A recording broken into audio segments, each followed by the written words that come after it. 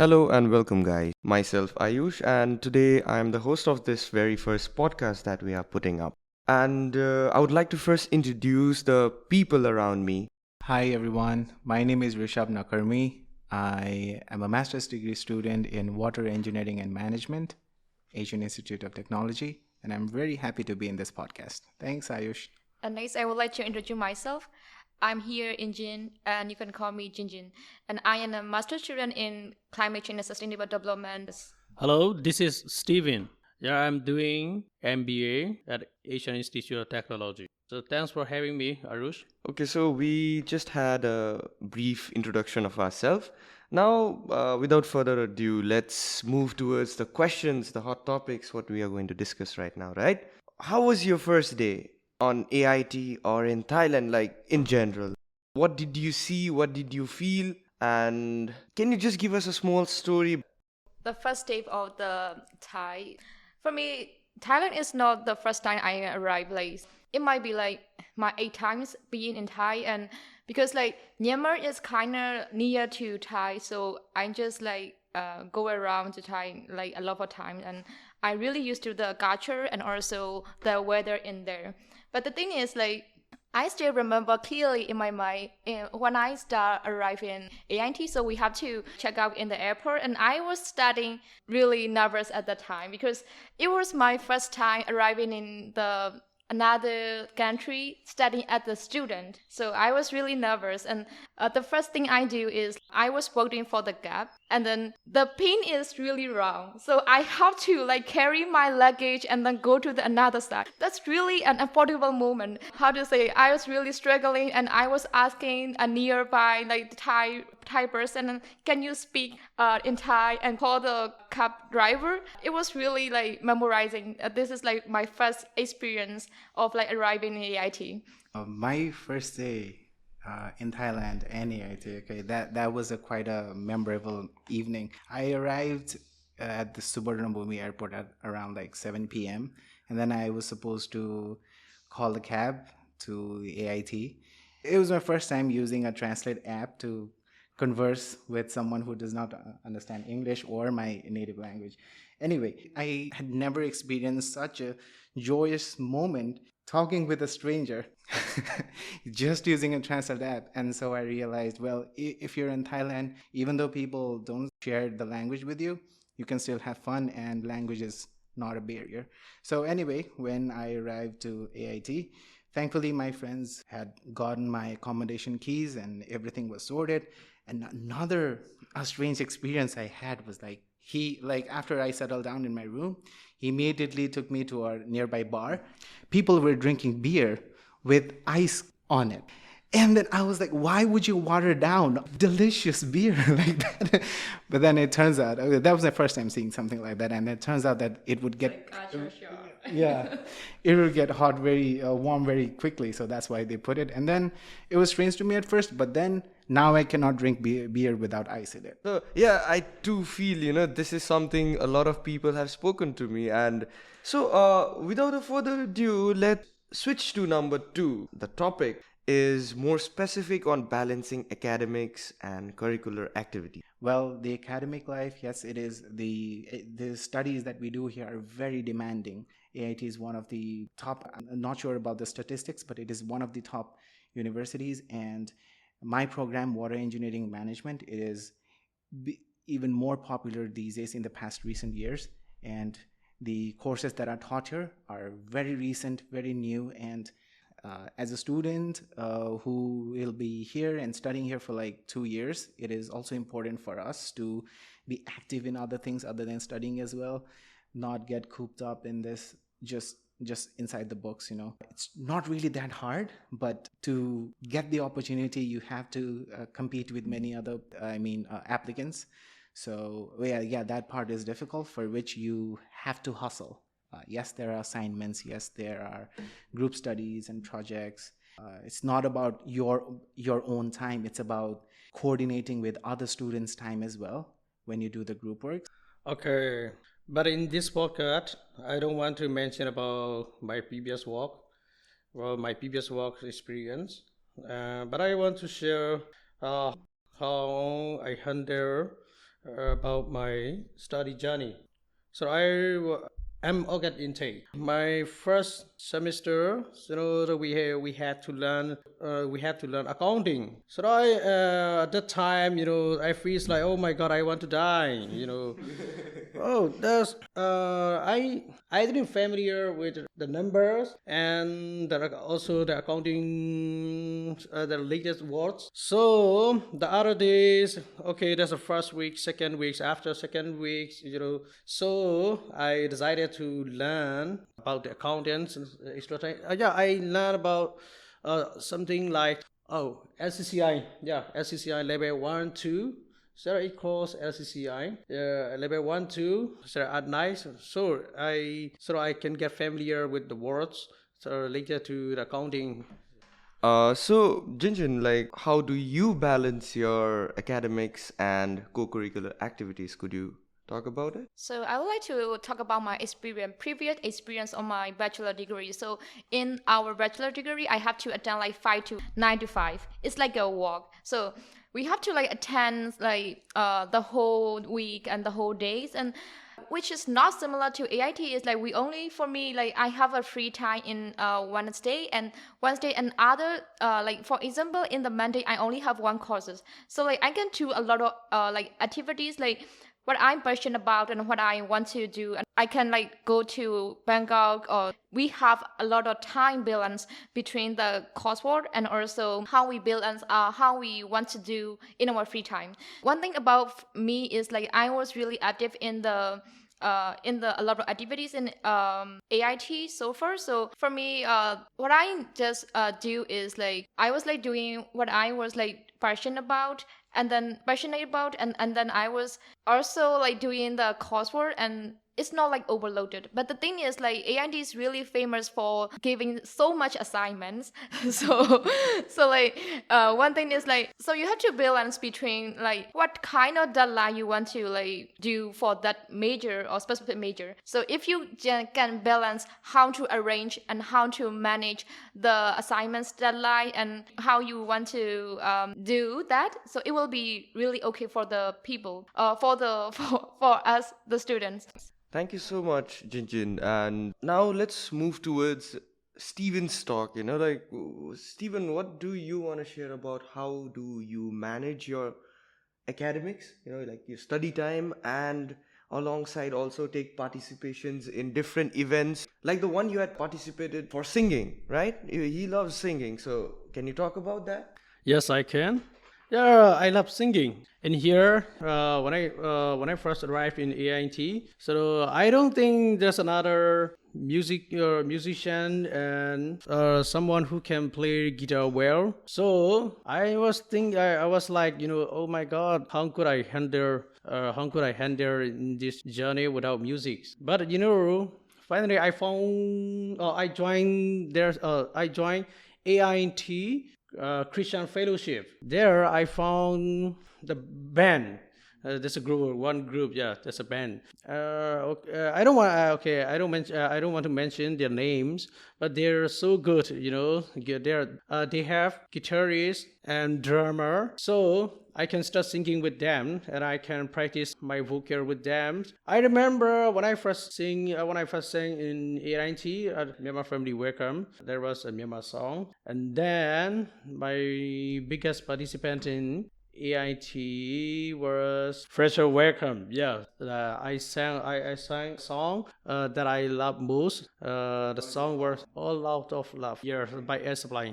And so later on, yeah, I participate by singing consistently. Others event. Are you still singing? Yeah, Ayush, yes, he's singing. He's better than me sometimes.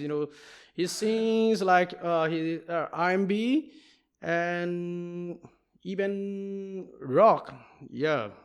Yeah, we have shared some moments together where we sang together, right, Stephen? How was it?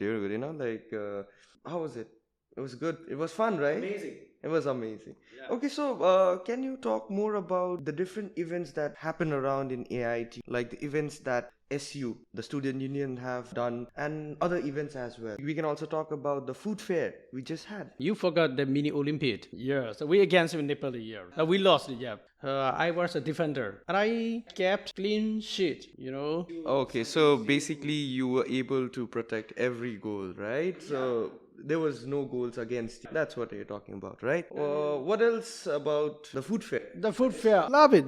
Because I just prepare food. So I bought from the other places, but there are many people. They prepare well, so they prepare their traditional food, and we could have all the different foods in one place in food gatherings. Rishab, do you want to talk about the same topic and mention any food that you like during the food fair? Obviously, I got to eat momo after a very long time. However, there's one food I don't know the name of, but it was from South Africa. And I was so delighted to taste a South African food while being in Asia. It was a very joyous and a fortunate moment. Otherwise, I would not know when would I be able to taste something like that. It was a delicacy. It was good.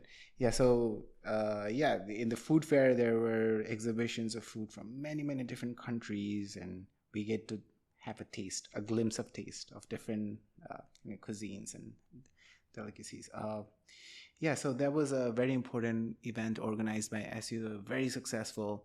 One other event that we should not forget about is the cultural event, where I forgot the exact title, organized by Culture and Gender.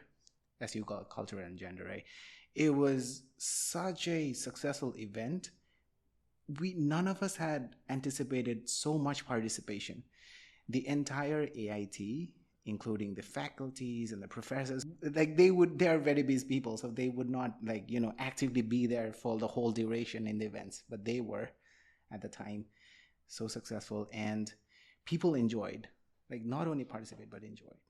Thank you so much, Rishabh. And talking about the culture show, we also have someone, who has just joined us. And in place of Jinjin, she had to manage her academics as well, right? We just talked about it. Yes. So we have a special guest out here, out of the blue. Rashidi, do you want to talk about what was your perspective of the culture show? Oh my god, please don't call me the.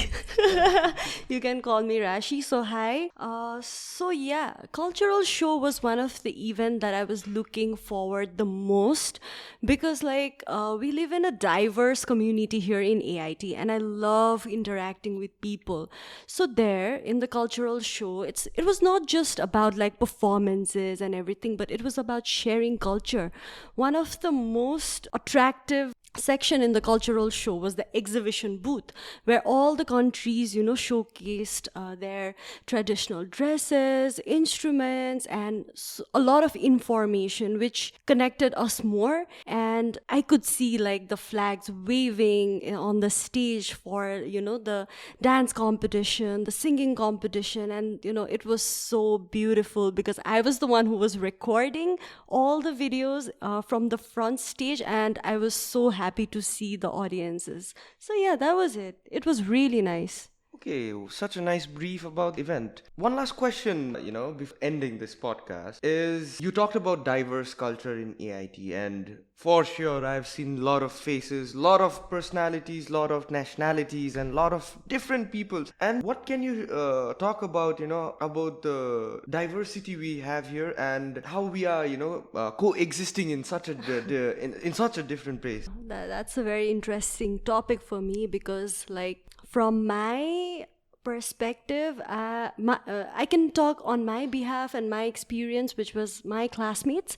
So I have a very diverse group of classmates, May, Om, and Sai, Sengro, so many people from different countries. And actually it was not that difficult to, interact with them because one thing, everybody was open to friendship with the other countries. So I think that perspective made it easier to gel up with, and we used to share share about like our food, our clothes, our country. So I think that was the initial communication we did. So I think that connected us more, and inviting to our SV parties, dorm parties, and all those things. I think that is the most important part. And obviously, the festivals that we celebrate inside AIT with all the countries, I think that is the most beautiful part when it comes to diversity here. So I just love the diversity of AIT.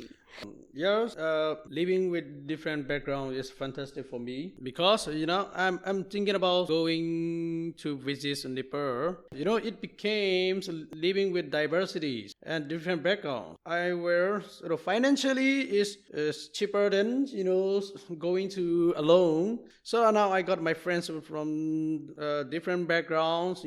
And after I visit Nepal, so I intended to go to India as well. Come on, yeah. And I got a benefit from living together from the different background and different diversities. Meeting people from different countries and different backgrounds, that makes us feel that those countries and places are more approachable. Like, you get the confidence because you got to meet and spend time with people, with someone from that country. And otherwise it would have felt like so intimidating. Like for example, there are students in my class from Philippines and other. If I had never met them, if I was not here, never met them, it'd feel like, what is that place like how are the people? You never know. Like, you can only have assumptions and only read from the internet. But because we are like, there are so many people from so many different countries, we understand their culture, understand how they are. And then what I realized, that they are so welcoming and they would love to have us in their home country. Yeah, it makes us easy to approach and really reassuring feeling. But guys, like, have you ever faced the language barrier? Aren't you guys like sometimes tired of speaking in English, trying to explain our thoughts, our perceptions, any task in English? Sometimes, I get tired and I just feel like, oh my God, why aren't there my people? I just want to speak in my own language. Have you ever guys like felt like that? Such a nice question that you have asked, Yeah. like, in my perspective, everybody feels that, like every nationality we have out here, they have their own groups. They'll definitely have, right? Yeah, definitely. They'll share because they have similar cultures, they'll have some similar events, so they will definitely have that. But sometimes, in certain situations, you are not able to express that emotion, that particular thing, I'm not able to explain it properly, but It is because of the same reason. Yeah. it's like Recording in English. exactly. That's why, what? I have, with my very close international friends, I have taught them some few words of my language so that they can understand my wow, emotion. Exactly, Yeah. I've done that. I've done that with my friends in Yeah. class. So it has become like a common place where we just shout out different random words, even though we don't understand anything of any other languages. Yeah, it's true, but at least we know a few words. Like I took a class on Thai, so I was learning some of the few words in Thai language, and it is very different. The grammar structure, oh my God, it's so different. Similarly, I'm learning a little bit about Myanmar language. Yeah, I also know balule. I just know that word, I just learned it from my friends, and then I find it so easy, and I don't understand anything what they're speaking, so I just go and say balule, and they just laugh it out. For me, I usually say Menglava. Yeah, this is something I do. Yeah, about the language barrier thing and wanting to speak in our own native language. So what I have a nerdy opinion on. So like when I'm in my when I'm in Nepal and when I talk with my friends, we speak in a mixed English and Nepali. Locally call it Nepalish, Ninglish, like that. But I heard that Burmese people don't mix English in their sentences. Right? Yep. They don't mix English. Even though like if you have to speak English, you speak English separately, Yeah. a separate sentence, and then Burmese separate sentence, right? Yeah. But Nepalese people and also the Indian people and so many other places, they mix it. And then like what we have is Yeah, I heard a English. lot. Yeah, and then the Burmese people get like, why do you, like, how does it make sense for you? But then for us it does. Somehow it does, right? For me, my opinion is that yes, I feel like trying to explain everything in English, it is a challenge. However, I think that it's not about speaking in this language or that. It's about expressing. It's about precisely trying to express what you are feeling, and that can be a combination of different words, different languages even. English is popular because it is so powerful, and then it is also changing as we do. The English that is spoken 200 years ago is not the same now. It adapts with us. So that is why English is so powerful. And like I said, like my friend circles talk with one another in an English. It's a combination. We are adapting, we are changing the language as we go. So that is why here, when I talk with people from other nationalities, we catch a little bit of their way of expression, and then we mix the word. Like, for example, like you said, when you talk with your friends, you teach them a couple of Nepali words to accurately be able to express your feeling, and then they can accurately understand. That's a way to, that's an attempt to be precise as possible, to trying to express our feelings. So I take it that way, even though it's difficult. Yeah, I've heard from many of my friends that that frustration of wanting to be able to converse in their own language. However, I feel that, but I also take it as a stepping ladder. Like, we have to cope with this and that until we are able to converse in a more precise manner and a more comfortable manner with everyone. And I'm sure that people from other countries are also dealing with the same thing, and we are coming together from all the different directions to one point. Okay, so we have reached the point of time where we have to end this podcast. It's not the ending, it's definitely a new beginning, right? And before ending this podcast for today, if there is anything else, any one of you want to talk about it, would you want to share? Okay, so first of all, I am like very, very happy to be on this podcast because this is a new initiative by the Student Union. And I think I was a bit nervous at first, like what to talk. But as the conversation went on, I feel more connected with the students, and I think this initiative can help our diverse community again to be closer, to share new perspectives, maybe new topics, and it will bring us closer. So I'm really happy that we started off with this initiative to make students' voices heard, students' experiences heard, and this is really awesome. So that's what I want to say, and nice to meet you all. And like, I would love to, have some conversation after this podcast with you guys too. So thank you so much. So, inclusive diversity is not just about bringing different people to the table. It's about empowering every voice to be heard, valued, and celebrated, creating a culture where differences drive innovation and unity inspires. I think so. This is the very quote that can, quote AIT, right? So, thank you all for coming here and giving us huge chunk of your time and talking about the few things that just make the conversation beautiful. This is the very first initiative that we took, and so see you guys in the next episode, and we'll find out more people, we'll find out more voices and more different questions to talk about. Thank you. Thank you, Rishab. Thank you, Raashi. And thank you, Stephen, for being here. Before we end this podcast, we had initially recorded a song by Steven. So let us hear it. Ready? I'm all out of love. I'm so lost without you. I know you were right. Believing for so long. I'm all out of love. What am I without you? I can be too late to say that I was so wrong. Thank you.